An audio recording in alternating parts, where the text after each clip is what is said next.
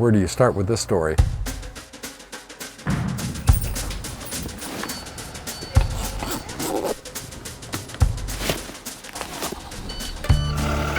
It started actually as a school bus driver in 1981. I was 18 years old, which theoretically you could get your license at age to drive a school bus. But I was always fascinated with the school bus. So as soon as I could get behind the wheel, I got behind the wheel, okay, and started driving one. I like riding one, so I wanted to drive one.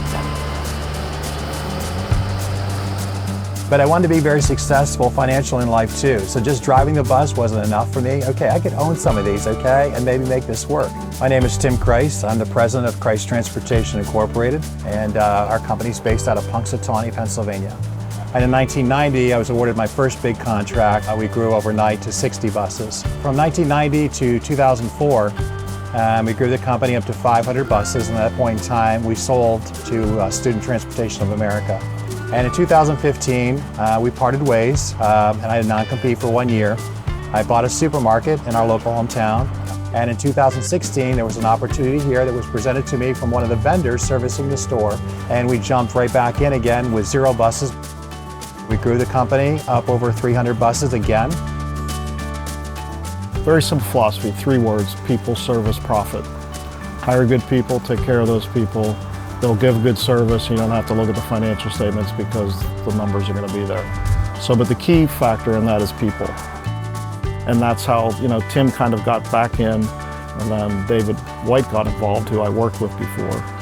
And he goes, "What do you think about coming back in?" I said, "Well, I've been thinking about it, but give me a couple weeks and I'll let you know." I wasn't looking to get into the school bus business again, but I got to know a lot of people in the industry, including Pete Pearson. And he called me and said, "I've been talking with Tim Kreis. I think he would be interested in doing a deal because he's growing really fast and he needs access to capital." Pardon the pun, access.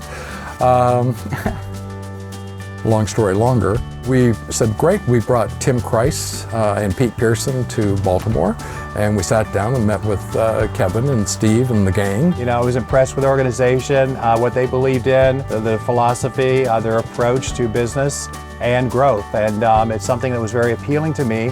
I could still stay involved, okay, still help them grow this company, still keep the name out there, if you will, and still at the same time had strong backing, not only as far as their support structure, but also financially. If you look at Kreis Transportation, one of the things that's attractive about what Tim Kreis does is his focus is very much on how do I partnership with that school district. We've got to do something to make it a lot more interesting and make those jobs something that would challenge people who want to be in those positions, because it's a mission-driven business. You're providing children access to education and able to get to school, and in some cases even to the point where they get their first meal that day by going to school.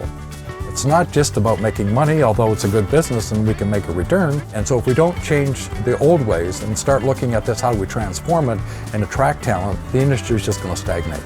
And I think that's where Access really kind of challenged, how do you transform an old industry?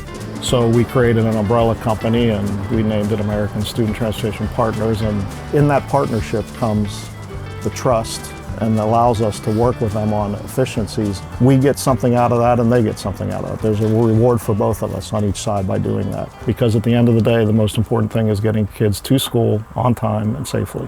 We have no idea what these kids are going through today, particularly in this environment. And they need to smile and say good morning and smile and say good afternoon, as hard as that can be when they're fighting each other coming up the stairwell.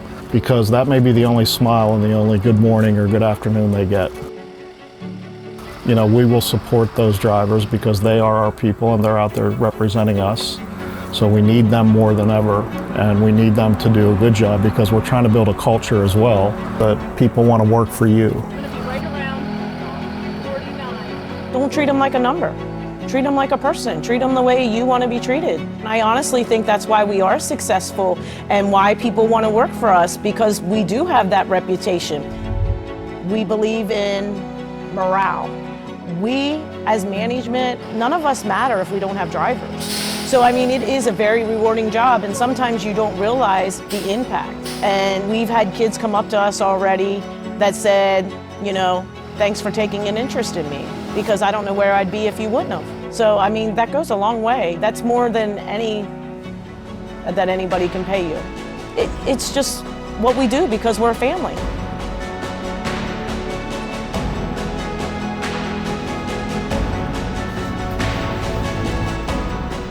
School busing can be very rewarding. You get attached to those kids you transport. They look at you first time in the morning, they establish that relationship, and they're a factor in those children's lives. I take pride in that. I know our drivers take pride in that. I know Access takes pride in that.